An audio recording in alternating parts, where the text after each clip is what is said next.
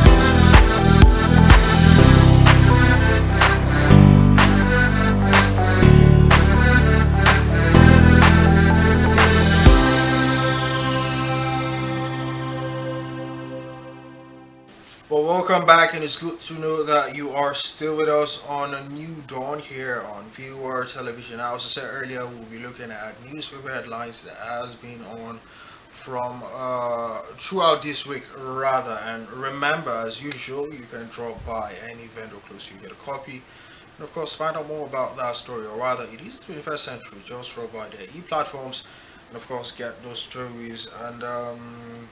We'll be starting with Monday, that's the 26th day of June, where President Bola Tinubu has revealed that a naval officer once slapped him for overcharging him unintentionally when he was a taxi driver in the United States.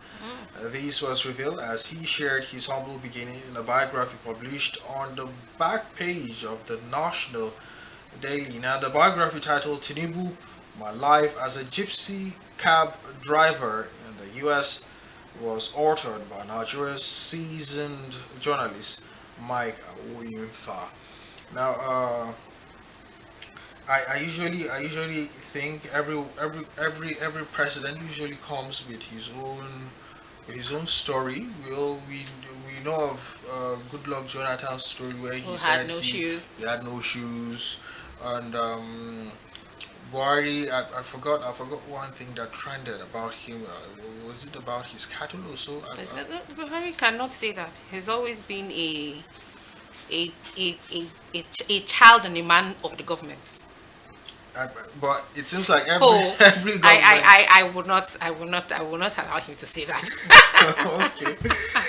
All right. Moving forward, the jostle for the Senate Minority Leader seat appears to be creating uneasy calm among senators who are members of the opposition parties, following the moves by some vested interest to impose leadership on them. Now, in the 10th Senate, we have APC, who has 59 senators, PDP with 36, the Labour Party with 8, Social Democratic Party with 2, NNPP with 2, and YPP 1, and ABGA also having 1. Now, Nigeria total public debt as of March 31st, 2023 has grown to 49.95 trillion naira, which is equivalent to $108.30 billion.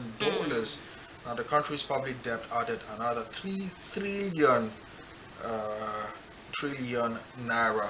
Let's not forget the recent one where we also have $575 million dollars. So if I would say about if you sum them both together, we have that's one like about 1.25. That's 1.25 billion dollars. So we are still growing. We are still growing. Did you see this one statistics? I think it was MBS that brought out the statistics and said every Nigerian, if we are to pay this debt, every Nigerian is owing about 365,000 naira. 365,000 naira. It's not like 30,000 naira. No, 300 and this is, and we know our minimum wage. We know all of that. So imagine that each Nigeria has to, and it's if we look at it logically, we're the ones going to pay for this, either by tax or anything, and we're still taking more. We're still taking more. And we're taking more debts. Our poverty index is going higher. So I don't know where this takes us, but let's see.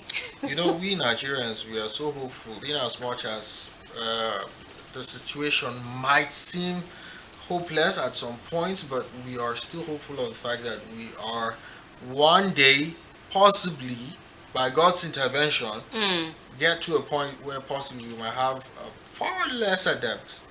I know we might get to the point where we might not have debt, but now all we could think of is far lesser. You ask me what I think will happen to this is there will now be debt pardoning, and that will come with a lot of sacrifice. We'll have to give up some things. Yeah, just like in recent times where the US or the US agreed to remove the debts, cancel the debts, but it will be converted into a way where green energy will Yeah, be. so those are the things that are finally going to happen. Debt cancellation. Remember when Christine Lagarde, IMF, when she was going around Africa cancelling debts, we know what happened in that period. There was a lot of, okay, this has to give, this has to give. Let's just hope that we're not going to give our future for Mhm. this. All right. Now, for still on Monday, the National Bureau of Statistics revealed that the average price of liquefied petroleum gas (LPG), as the cooking gas, crashed by 6.07% from 4,642 naira in April to Mm. 4,360.96 naira. That's in May 2023. It's in its liquefied petroleum gas price watch May 2023. It said the price rose by 11.20% from 3,921 in May 2022 in terms of year on year. Mm. And also, that clash between members of the Islamic State of West Africa as ISWAP and Boko Haram fighters has left scores of terrorists killed in the northeast of Borno State. Now, sources said the recent rivalry crash occurred along the road between Kajigana and Gajiram, as reported. Now, the case of insecurity where they are clashing between each other is something that I would say we pray it continues. You understand? That's the only way. At Like least, so that innocent civilians can rest. yes. Someone once asked me, why won't we call them also innocent? I said, the moment they carry their rifle against their Ah, no, no, nation, no, no. justify the Then fact that yeah, they are they not are not innocent. anymore. Now, moving forward, Nigerian musician Damini Ogulu, aka Burna Boy, won the award for Best International Act at the 2023 edition of Black Entertainment Awards. That's BET. Now, the African giant crooner wasn't.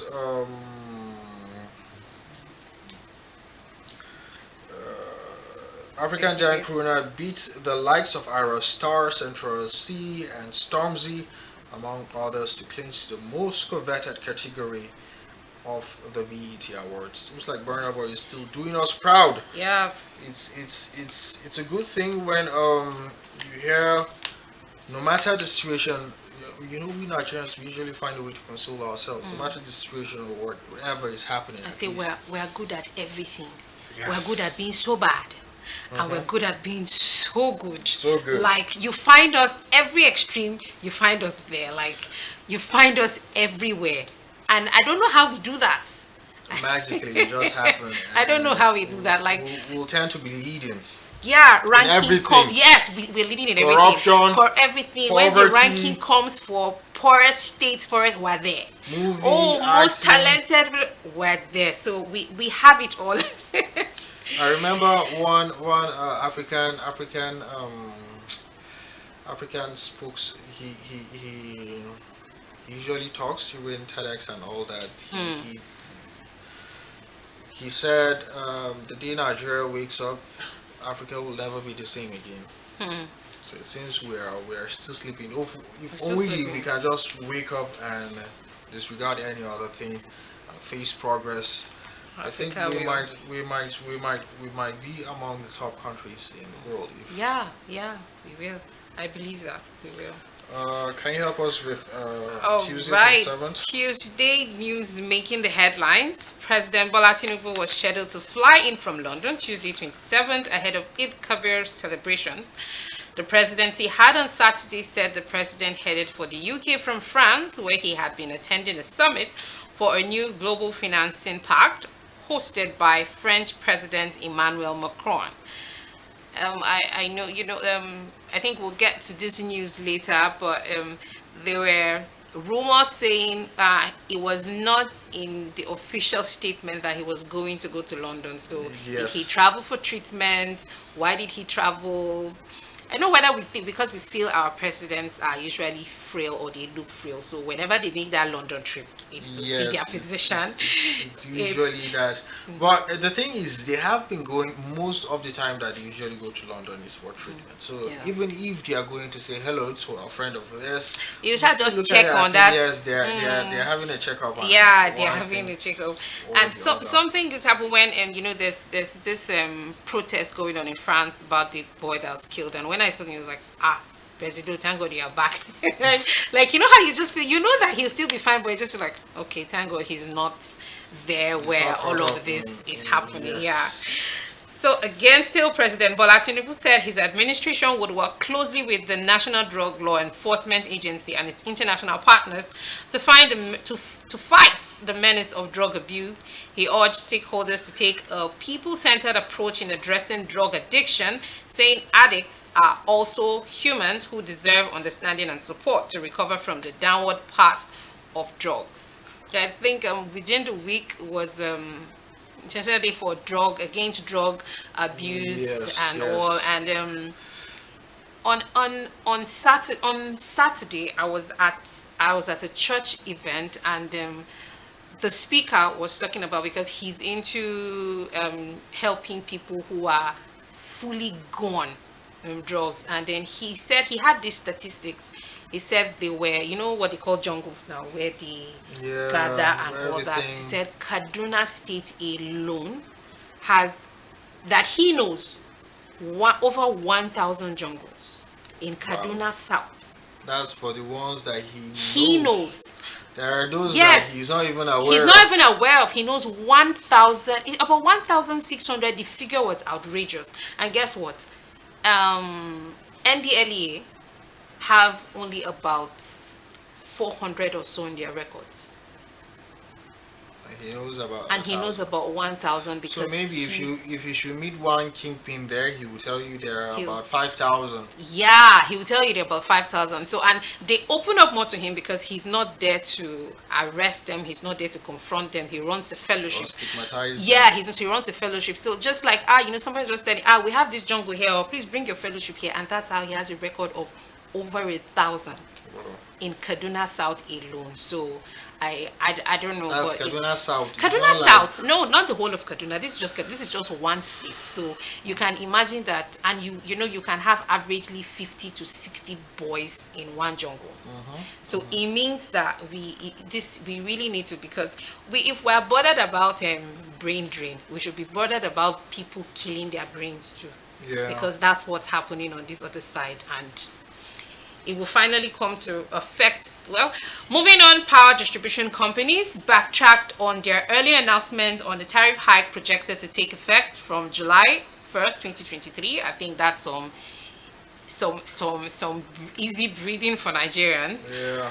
as they stated that the Nigerian Electricity Regulatory Commission, that's NEC, had yet to approve the hike.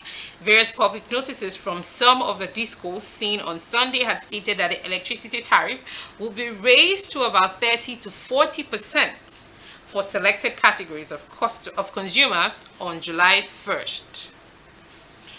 And moving on, Nigerians should expect a more secure country soon. National Security Advisor, as the NSA, Nuhu Ribadu, Chief of Defense Staff, Major General Christopher Musa, and Inspector General of Police, Ola Kayode Egbotokun, they assured Nigerians the pledge to subdue threats and achieve a stabilized country.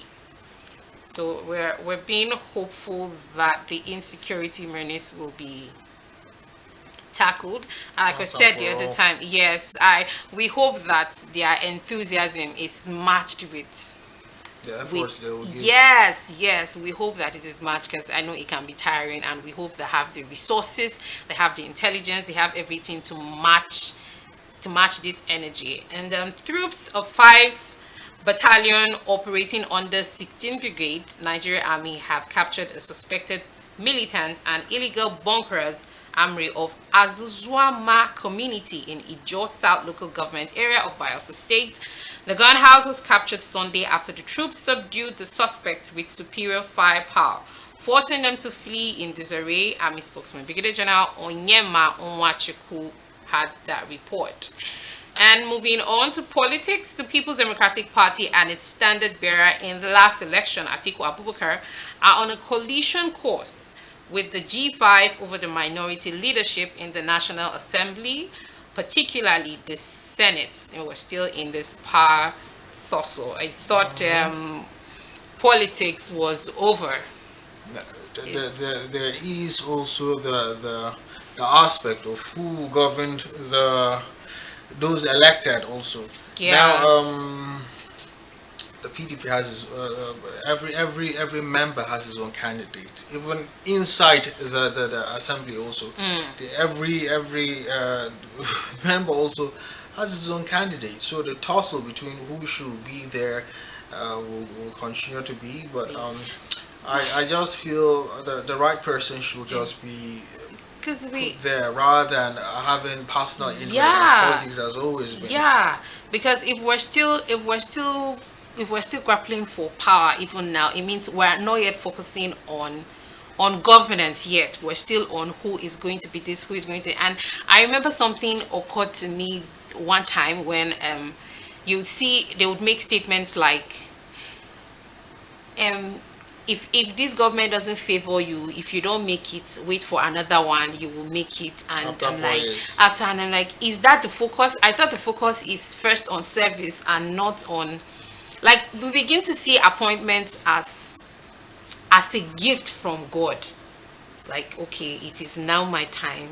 It is a gift from God, and I think that's why we're all still big. But the point is that we're hoping that this, you're tussling for this power, you're tussling to be at the top. It is because you really have something to give. It is because you are so desperate to serve, and that is why you are doing this, not just because, oh, you want to be the person at the top, or you want to be this, you want to be that. And also, Yeah. the fact that PDP are still having issues, even in as much as it is the same issue that got them into whatever force they are in right now. I think it's usually now parties are reconciling between each other and finding ways to move forward. Yeah, to but move forward. PDP are still having issues. Yeah.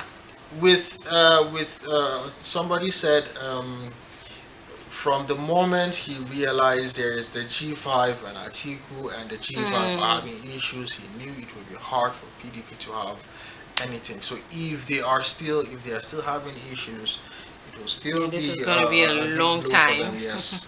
It's going to be a long time. Yeah, so finishing up that, say the PDP and Atiku had declared support for the ex-governor of Sokoto, Aminu Tambuwal, PDP Sokoto South, for the minority leadership seat, but the G5 was pushing for Senator Jaribe from Cross River North for the same position. And that does it for June 27th.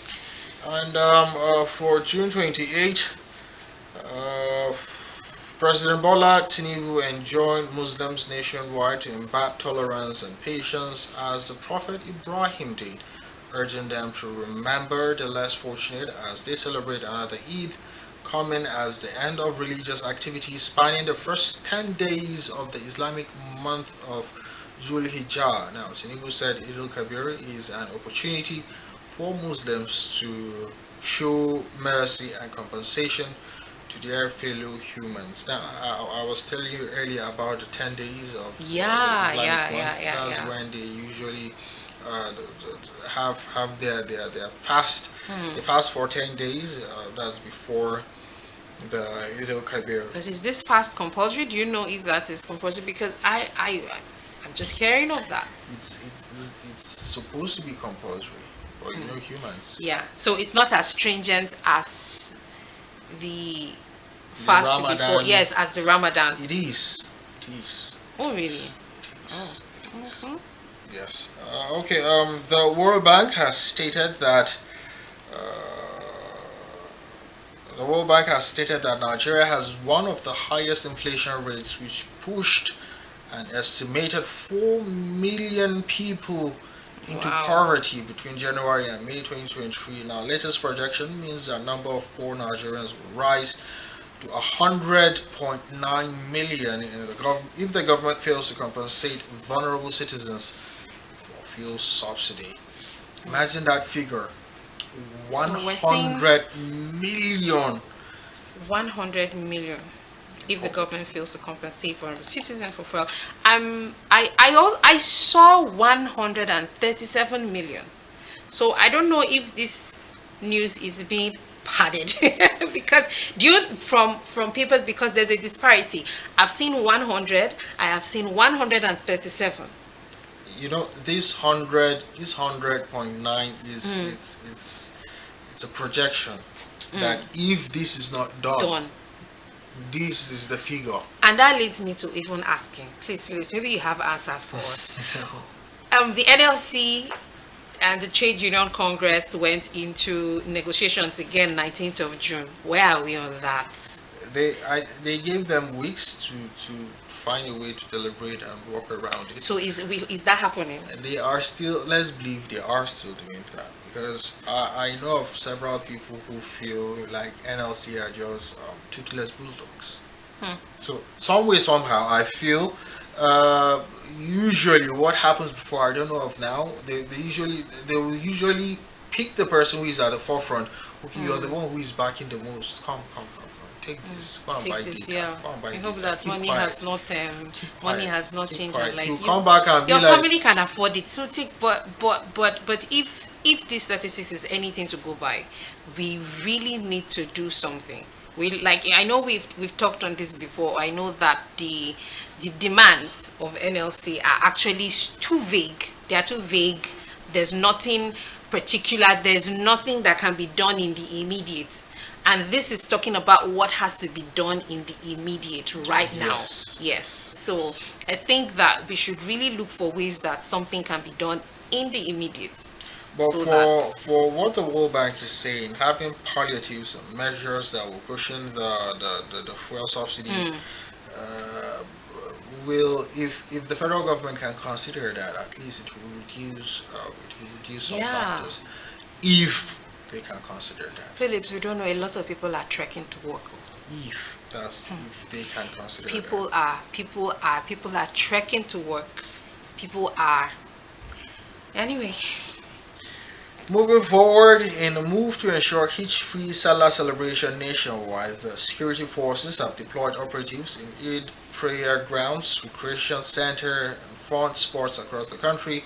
Additionally, the military placed troops at operation theaters on red alert, just as the acting Inspector General of Police Kayode Egbe Tokun has dispatched thousands of police personnel at strategic points ahead of the celebration. And thank God the celebration was yeah, peaceful. peaceful. In as much as I know there were some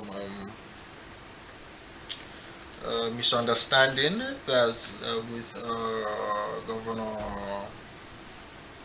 Adeleke. Oh Even yeah, that yes, happened during the prayers. yes. Yeah, that happened during the prayers. But regardless, all over the we'll get to the Nation. Adeleke news. Let's not jump on it now. All over the country, we've not heard anywhere where maybe somewhere attacked and all that. Well, despite the curfew imposed by Plateau State government to curb insecurity in Mangu local government area, gunmen killed 5 persons during an attack in Suhun Kerang community. It was gathered that the suspects, after perpetrating the crime between 5 p.m. and 8 p.m., fled into the bush. Now, the case of this plateau killing is something that, seriously, I just hope one day it will just be done, and just when you thought like everywhere it's calm, Yeah, and someone will just come out from nowhere, and you will just hear is the reprisal thing, and yeah, or the revenge. thing with Plateau State right now is that the town, Plateau State as a town, Jos City, is to an extent crime free. Like, we don't have the fighting again, we don't have the religious clashes anymore within the town. Now what we're having now is all these outskirt gunmen killing here, this one killing here, this one killing here. But I don't know why that is happening, because within the town you don't find those kind of clashes again. I don't know when last Jos has had a religious clash within the town, within the city center. It's been reasonably safe. for some years now. Outside Jos, other localities, Yes. particularly the The mango. mango. I don't know which aspect of devil is there actually The leads big to. devil. All right. The 2023 general elections did not ensure a well-run, transparent, and inclusive democratic process, as assured by the Independent National Electoral Commission. Now, this is according to the European Union Election Observer Mission, which said that in Abuja. Now, the EU said public confidence and trust in INEC were severely damaged during the presidential poll and were not restored in state-level elections, leading civil society to call for an independent audit of the entire process. Now, it's this is no news. Everybody knew that there were cases here and there where the elections were not pure. It was supposed to run seamlessly, but somehow all of a sudden things just changed and all that. Anyway, it's past, but there is need for us to look at it now so that it doesn't repeat Yeah. itself in Yeah. the future. Yeah. Now, the chairman of livestock sellers in Calabar, Alhaji Ishaka Muhammad, says he keeps and he spent about 1 million naira for settlements at checkpoints to move his livestock from north to Cross River State in the south. Now, Muhammad said this uh, when he was reacting to the Eid al-Kabir celebration and the price of ram in the market. The chairman alleged that the price of ram was high, not exactly due to the fuel subsidy removal, but because of the excessive extortion by on the road from the north to the south. He said the trucks had been brought by animal from the north were powered by diesel, and the price of diesel was gradually going down. So the challenges was not actually fuel but extortion. Now that case, imagine spending that huge amount just to settle, I would say, Settle who now? settle checkpoints, Because I know. and it's not from the north to Lagos, it's just from the north to Calabar. So that's why there was a hike in these prices. Yes. Not So the hike particularly. is not about fuel because It's not- they were using gas, so gas was low, but they had to use that fact where they will at least bribe some of the security that are on checkpoints and all that on the road, so that at least there will be free flow. At least they will reach their destination safely. Yeah. Oh. So that I wonder if only there wasn't any extortion, at least people could have Afforded. Yeah. yes. Yeah. That's also from Because a very bad the angle, price of bad ram aspect was. of those at the checkpoints. Yeah. That's. But anyway, the Salah celebrations are over. I hope that they don't continue to extort from other people moving other commodities like this on the road. So moving to 29th of June, President Bola Ahmed Tinubu has assured Nigerians that the present challenges, especially with the struggling economy and simmering insecurity, are not insurmountable. Tinubu, who stated this in his Salah message, underscored the need for all Nigerians to face the future with vigor, renewed hope, and confidence that tomorrow shall be better and brighter. I think basically the president is trying to say that we are all in this together. We have our parts to play, just as the government who has the parts to play, like Somehow I'm hopeful. following. Somehow I'm hopeful. You're hopeful. Yes, for what is to come, regardless of the fact that there could be the bad aspect of it. The worst is yet to come, but I'm hopeful for the fact that Tinubu might somehow put things together and make sure that the country is moving But forward. in his putting things together, we as citizens, what do we have to do? Like they say, don't think about don't What think the government what the will government will do for you alone, but think about what you can do for your nation. For your country. Think like we have our parts to play too. I think that's Abraham Lincoln here, if I'm not mistaken. Yeah. All right. So moving on, oil marketers have projected this is big news that the pump price of petrol could rise above 700 naira per litre in northern Nigeria starting from July. The National Controller Operations Independent Petroleum Marketers Association of Nigeria, Mike Osatui, said that prices could rise to above 700 in the north once independent marketers start importing products from July. So the prices are expected to go higher and not come lower. 700, and I know I saw that Lagos will probably be having to pay 610, and then inside of Lagos they will have to pay 600. So I don't know where this disparity is coming from. Is it because of the transportation of the fuel down to the north, or I don't know where that is coming from. And then if the marketers are now having to buy themselves, I thought the agreement was that they are now buying and selling at the international price, which is 1 liter to $1. So why are we still having this? There's something that is still not clear. Something still not clear about what's going on. All right, moving on. Former Nigerian boxer Jeremiah Jerry Okorodudu died at a private hospital in Lawadon, Lagos on Wednesday night after battling with a foot ulcer that left him bedridden for weeks. Okorodudu's wife, Adenike, who confirmed the news of his death, however, said the hospital was not willing to release her husband's corpse until the outstanding 600,000 medical bill was paid. And that's a very sad, pathetic story. Seriously. I think he represented Nigeria in the Olympics at some point. So if somebody who represented Nigeria internationally could be left hanging for just 600,000. Imagine you that didn't do anything. So it just that you just there, you understand, complain about. I think our spirit of sportsmanship has where it ends. Like once you're out of the scene, you're forgotten.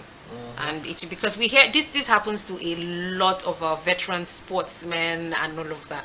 We begin to hear, you begin to see them. This one is doing this one. People have to now go to where they are in villages or so and sensitize people. Oh, let's help this person. He was doing this during Tales by Moonlight. He was doing that. I think we seem to forget our heroes past so soon. And that's so sad. Yeah.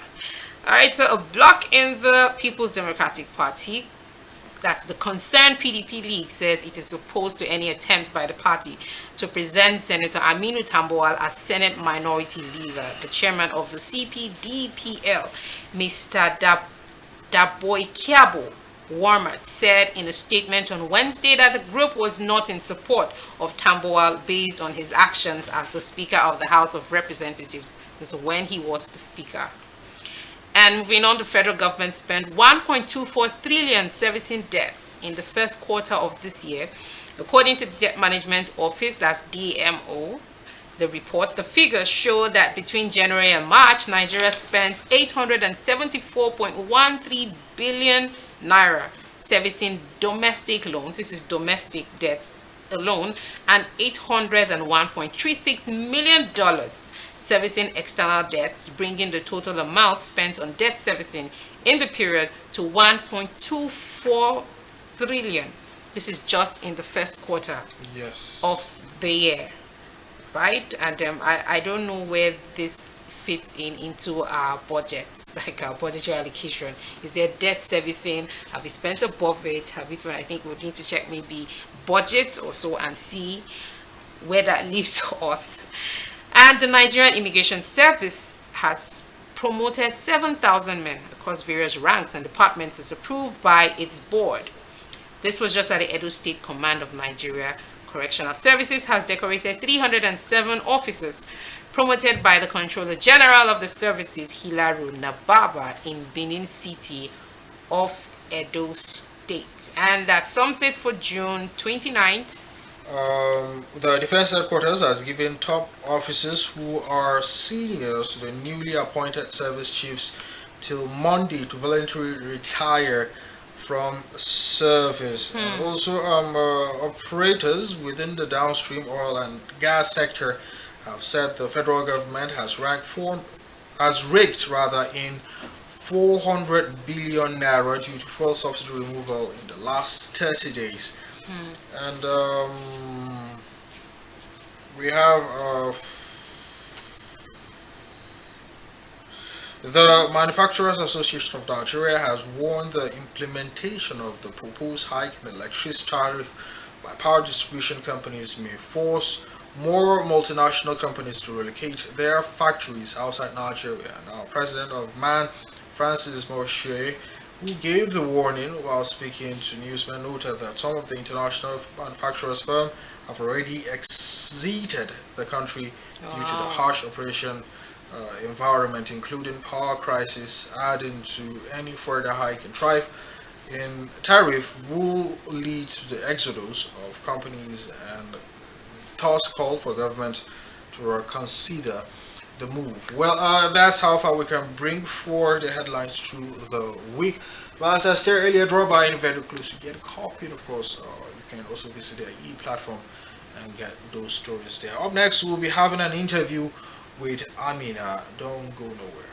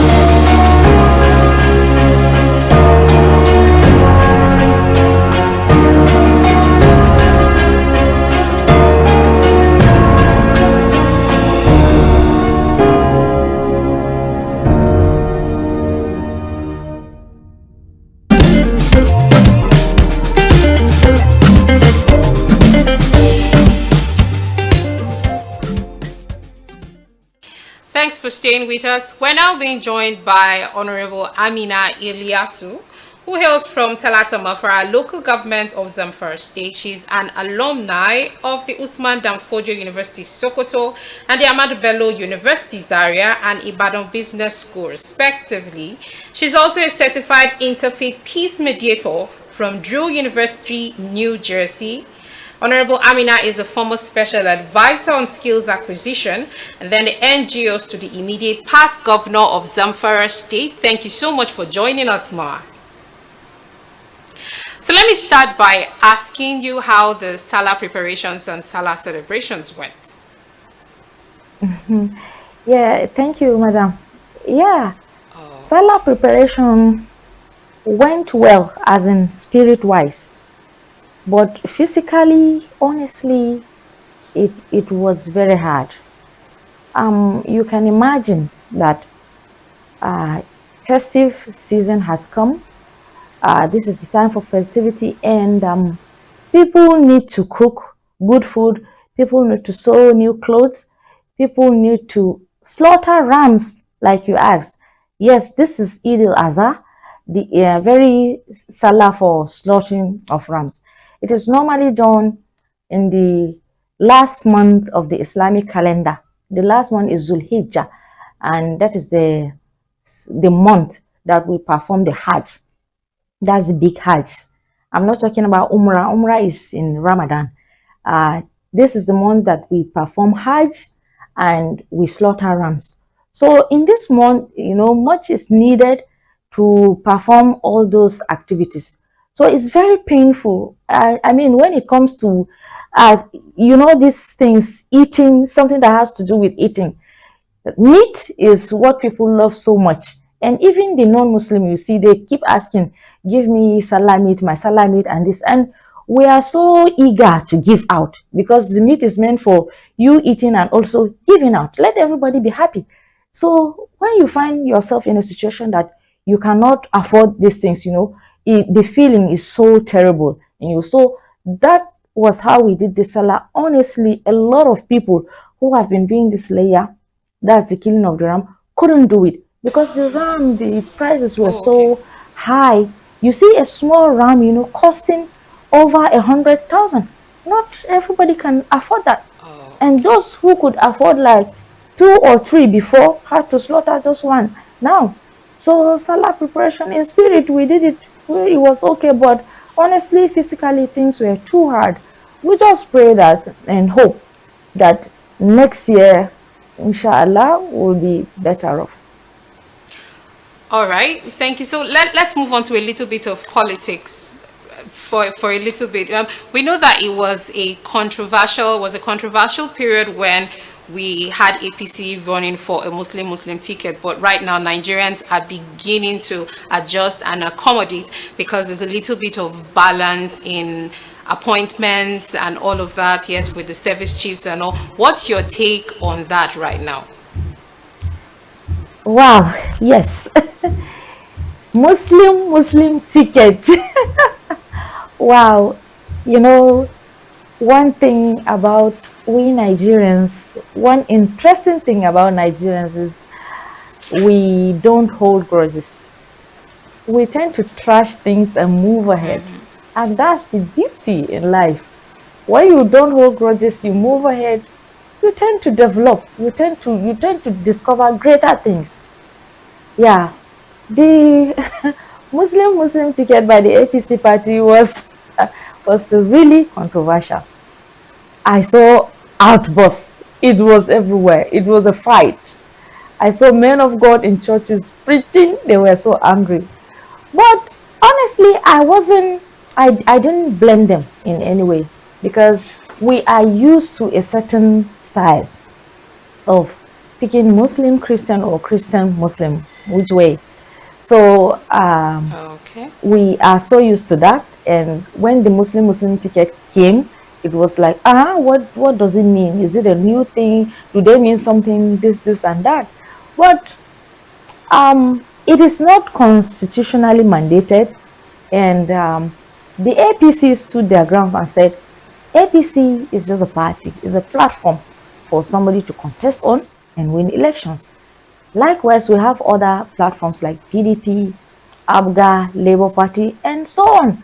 They can also do what they like. And people, the masses have their choice to vote whoever they want. But this is our style. So the presidential candidate wanted it that way, and the party also were okay. His party was okay with the selection. And they went on. But there's one good thing about it. The president said, he mentioned that time that Muslim ticket will not interfere with what he's bringing on the table. That Muslim ticket is just a candidate and his partner. That is it. It doesn't interfere with what he's bringing. It doesn't stop whatever he's coming to do. So people should relax and wait and see what is coming on with. So, and we can see it today happening practically. Mr. President has started with the zoning. This is a very good thing because I can see everybody is happy with the style in the country. Appointment of service chiefs, we can see it was well zoned and people are happy. Nigerians are happy. Other appointments of certain positions are also considered according to zones, which is okay. And not only so, credibility also is part of the criteria. So Nigerians are no more talking about Muslim tickets now. We have trashed it behind and we have moved on. All right, thank you so much, Honorable. Let's move on to the Hajj.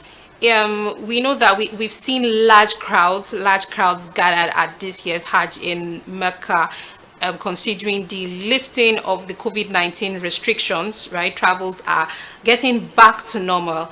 Let's marry that with the fact that Nigeria has lifted subsidy from pilgrimage. So every Nigerian who went for Hajj this period had to go bearing all the cost. And we've seen some videos trending on social media and how Nigerians were not treated nicely, their feeding and all, some had to be hospitalized and everything. What's your take on that? And especially, did it affect the number of Muslim faithfuls that would normally have gone to Hajj if the government had to bear this cost? Over to you, Honorable. Oh yeah, um, the removal of subsidy on pilgrimage indeed affected the numbers of people going for Hajj this year. And I don't know about ill treatment back there in Saudi Arabia, because I am one of those people who couldn't afford to pay for the Hajj. So I did not make it to Saudi Arabia for the pilgrimage and here. But normally, when people gather in such high a number, there must be some clashes here and there, because it's not easy to manage people coming from all parts of the world. So definitely there must be some hitches here and there. So maybe that is what people call ill treatment in Saudi Arabia. I don't really know. So for the Hajj subsidy, removal of subsidy on pilgrimage, honestly, it affected people traveling for that Hajj. Even though we see the crowd there in Saudi Arabia is so big this year, it doesn't matter, because Muslims are all around the world. They are traveling from different parts of the world, converging there. So the crowd will be big, no matter what.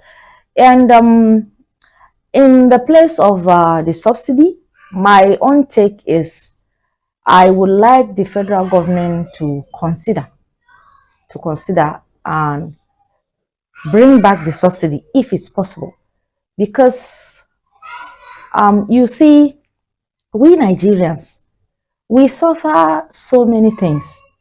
We have a lot of burden we are dealing with. The issue of insecurity, because even if you are not in the insecure areas, you are still worried. As a good human being, you don't want to see people being killed every day.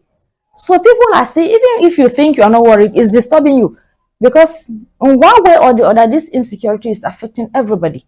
There's a way it's affecting you. So we are dealing with problems in the educational sector. We're dealing with problems in the health sector. We're dealing with problems in agricultural sector. The agricultural sector has been affected, whether we like it or not, because in places like Zamfara now, we cannot even go to the farm, you see, because of the insecurity. So agriculture has been affected. So therefore, food is difficult to even eat. It's difficult to feed. So it's not easy. We are dealing with so many things. So these trips, I mean the pilgrimage, they serve as vacations to humans. They are like form of vacations. When somebody goes to Saudi Arabia and comes back, you see a revived person. You see a happy person. So what I'm saying in essence is these pilgrimage are good to us.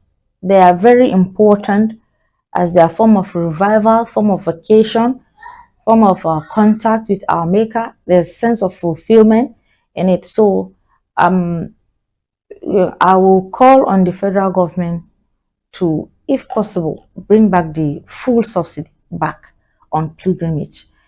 And if it cannot happen that way, I will suggest subsidy to be given to first timers, those going for the first time, because The pilgrimage is not just to go and perform Hajj, it's one of the pillars of our faith. So you can see is a completion of our religion. So that is why the Muslim faithfuls believe that whether you are rich or not, if it's destined for you to go, you will go, even when you don't have money. Something will just happen. Maybe a rich person in your family will decide to pay for you, and together with some people, and you go, even when you don't have a dime. So this is a completion of the pillars of our faith. So it should be given consideration. And moreover, it is something that happens once in a year. So I think it will be okay if the federal government consider the situation, bring back the subsidy full to everybody, or for the first timers. This is in both religion, all of the religion. So this is my take. All right. So what I know I read in your profile that you're a peace ambassador. What are ways that you think that we can foster peace as a nation, especially as regards to religion, which it seems to be one thing that causes division amongst us that shouldn't be. What are ways that you think that we can foster peace and unity in Nigeria, because we know that that's a prerequisite for a thriving economy, and Nigeria needs a thriving economy right now. What's your take, Ma? Ways we can follow to foster peace. Well, like you said, peace is a prerequisite to a thriving economy, of course, and this is what all of us are praying for, to have a thriving economy, Yeah. and with the new administration in place. So, for me as an individual, I see it from four different perspectives. Number one is eradicating hunger. Then, secondly, is education. The third one is skills acquisition. And the fourth one is mentorship. Now, when we look at hunger, you agree with me. A white man said, a hungry man is an angry man. Of course, when someone is hungry, he tends to be angry. You see, the problem today is the poor masses see everything the rich do as oppression. When you drive a big car past them, they see you as an oppressor. When you eat good food, they see you oppressing them. And this is true because no life should be hungry. God did not create this world with hunger. Everything you know that is a necessity in human being, God has provided it. So honestly, I of a person do not support people being hungry. The poor masses don't demand much. When you give them food, when they have their little necessities, they are okay. They don't compete with anybody. So food should be available. Hunger should go. If you look into what is happening today, these banditry activities going on in the country, the foot soldiers are hungry people. Take for instance now, a rich person or a boy who comes from a rich family, who is wealthy in their home, they are good to go. Do you think such a guy can be a foot soldier to bandits?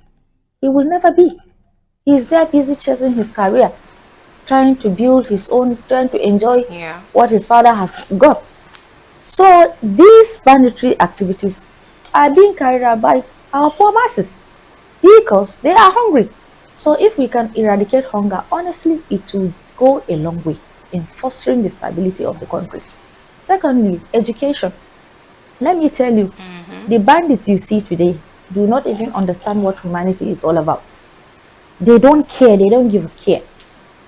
And lack of education is part of it. An educated person is even more, he has compassion more than a non-educated person, an uneducated person, sorry. So millions of people are in the remote areas, not educated. Do you know how terrible it is to a country? When people are not educated, it's a problem. It doesn't matter, even if it's religious education, let them have it. Like for instance, in Islam, the Holy Prophet Sallallahu Alaihi Wasallam said, seek knowledge, even if it will take you from here to China. He started China from Medina because anywhere you are, from where you are to China, China is a far distance. In fact, it's the farthest. So he said, so even if it will cost you traveling from here to China, go there and seek for knowledge, to show you how important knowledge is. So I think the government has a lot of job in front of her. We need to mobilize people from remote areas, put them in school, let them be educated. Because for them being like that, uneducated, honestly, it's all coming back to us. So this is it in terms of education. Then skills acquisition. The country cannot, of course, employ everyone. And it is sad for someone to go to school after all the processes, after all the stages, then remain redundant, hungry, unemployed, inactive. It is sad. It's not good for the health of the country. So government should focus on skills acquisition also. Let people be able to bring out their expertise, get training and perfect on it so that they can be productive. And aside that, the environment should be sanitized for them, should be friendly for them to carry out such expertise. For example, security should be tight, electricity should be available, transportation should be good, our roads should be fixed, and so on and so forth, so that whatever they have to put on table should be able to come. Then lastly, mentorship. We have a lot of rich men in this country, a lot of successful people. So wherever you are, if you're one of them, please choose some people, get some number of youth and mentor them. Let's all do like our present president now, Heti Bola Ahmed Tinubu. Everyone in the country knows him to be a good mentor. He has mentored a lot of people. We see the country today, all he has his voice everywhere. So I believe our rich men out there want to be like that too. You want somebody, a minister, a senator, somewhere to point at you and say, that man made me. So let's all imbibe in that. And believe me, with these strategies, we can go a long way in terms of peace. Yeah. All right, thank you, Honorable Amina. Before we let you go, lastly, would like to know what your wishes and your expectations are for the Tinubu and Shetima-led administration of Nigeria, and your wishes for Nigeria moving forward after the Salah celebrations and the holidays.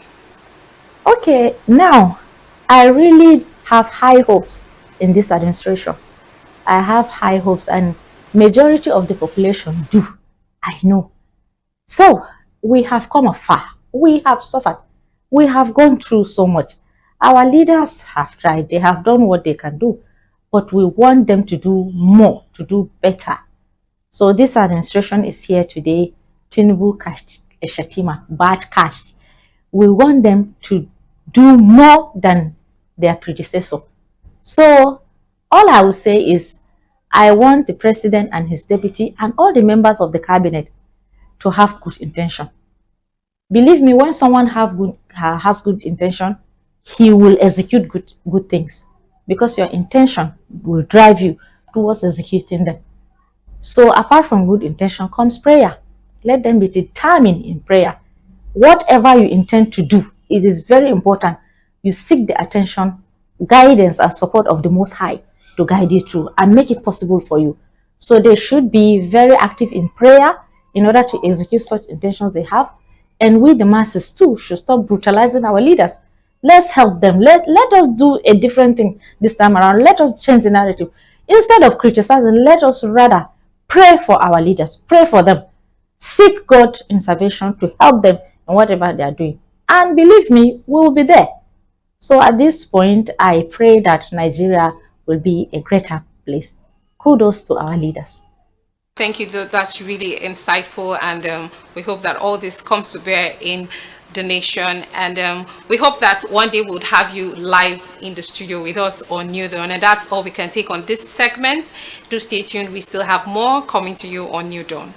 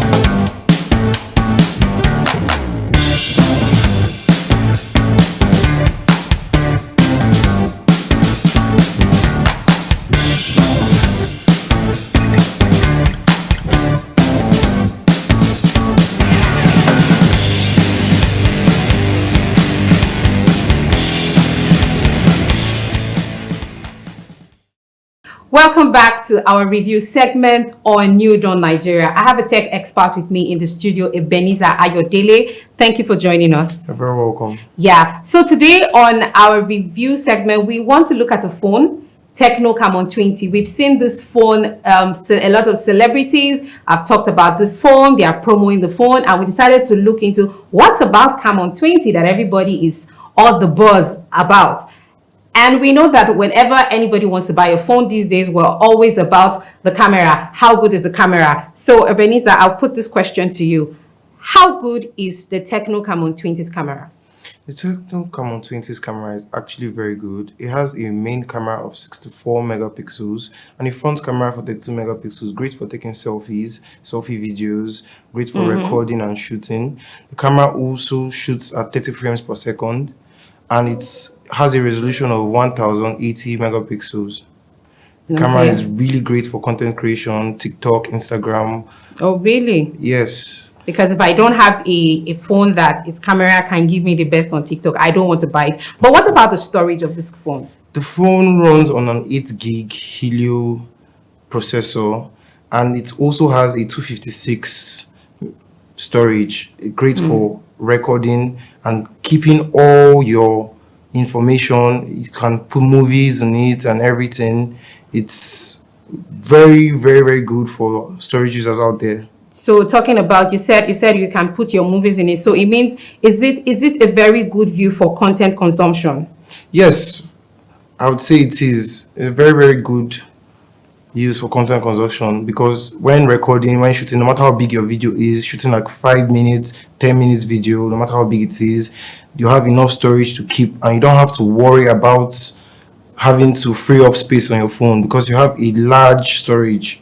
So this is a great choice for content creators too. Of course. Yes, this is a great for content creators. How about gaming? Because I know a lot of, especially you guys, you wouldn't buy a phone that you cannot game comfortably on. Is this phone great for gamers? It is a very great phone for gaming. I can promise you that if you use this phone to game, people that game mobile gamers, Call of Duty, Fortnite, PUBG, it has an 8 gig RAM. You do not have any problem with lag. You can run your games in high graphic resolutions and they will play very well. And the screen to body ratio on the phone is very great. It has a 87% screen to body ratio, so it's very great for gaming. So it's almost whole screen. Yes. So okay. So we know that there's Camon 20 and there's Camon 20 Pro. Yeah. So what's the difference? What are the similarities between these two phones? Okay. The Camon 20 Pro, there are not many similarities, only difference in price and a few things. Like the Camon 20, the normal Camon 20 runs on 90 gigahertz. That is how many times you can touch the phone. Yes, and the Camon 20 Pro runs on 120 gigahertz. So the Camon 20 Pro is faster, has a faster refresh rate when scrolling to when tapping, for those gamers tapping many buttons at the same time. Also, the Camon 20 is on a 4G device. Oh. And the Camon 20 Pro, at least the one they're releasing on the 29th of June, is going to be a 5G device. 5G. Oh, okay. So the difference are specific, but not so. And we have 5G rolled out in Nigeria now, do we? We do. Most devices nowadays, most devices made in 2022, 2023 are 5G, like Samsung, Infinix, Tecno, iPhones. They started introducing 5G into. Okay, so for our gamers, you would advise the Camon 20 Pro? I would advise the Camon 20 Pro, but I'll have to say they are both budget phones. Whatever you spend for each phone, you get your money's value out of it. Okay, so let's talk about the speed. Okay. Yeah, how is the speed? The phone is actually, internet speed is actually great. Whether it's 4G or 5G, it's actually great. Speed. Processing speed it's actually great. You're running on 8 gig RAM. So let me just say it like this. If you are going to go to Play Store and install as many games as you want to install, the phone will still not lag. Even after opening tabs, opening Chrome, opening games, running heavy software on it, it still would not lag. So I can assure you that it's a very fast phone. All right. So lastly and most importantly, is this phone value for money? It is very, very, very much value for money because it's a budget phone. How much is it going for? You can get the market price. Market price. Well, different sellers have different like, but I think you can get this for 155,000 naira in the With all of market. this, you can get the Camon 20 or the Camon 20 Pro The Camon 20 Pro, for 55k. 155k in the Yes. market. So in comparison to other phones, other Android phones that have come out in 2023, is this good value for money? Would you still get the same, you know what I mean? I understand. Well, it's actually a very great phone in comparison to other phones. Like if you compare it to an Infinix, like the Infinix 30 that just came out, also the Samsung 14, the A14 precisely. Yeah. If you compare it, they all have very similar features, but the Camon 20 stands out with the design. Oh, yeah. Yeah. Yes, it has a very nice design. I would advise if you get the phone, you might try not using it with pouch. Yeah, so because you don't, that the diagonal the thing design, that's the happening diagonal behind. designs on the back, it's plastic here, but it is very unique to Camon phones generally Oh, because okay. it has a very nice design. It's unlike other phones that are glass. It's plastic, so if it falls, it doesn't break. But it has a like shiny look to it. I saw somewhere, I didn't ask you this. Is this phone water resistant? Well, to be honest, it is splash resistant, not water resistant. Not water resistant. Not water resistant. Splash resistant. Well, you can put it in a pool, but don't dip your phone in a pool. I won't dip my phone in a pool. I won't dip my phone. Even if the manufacturer tells me this is water resistant, I will not dip my phone. All right, thank you so much, Ebenezer, for being on the show. And that's all we can take on our review segment. We still have more coming to you on New Dawn Nigeria. Stay tuned.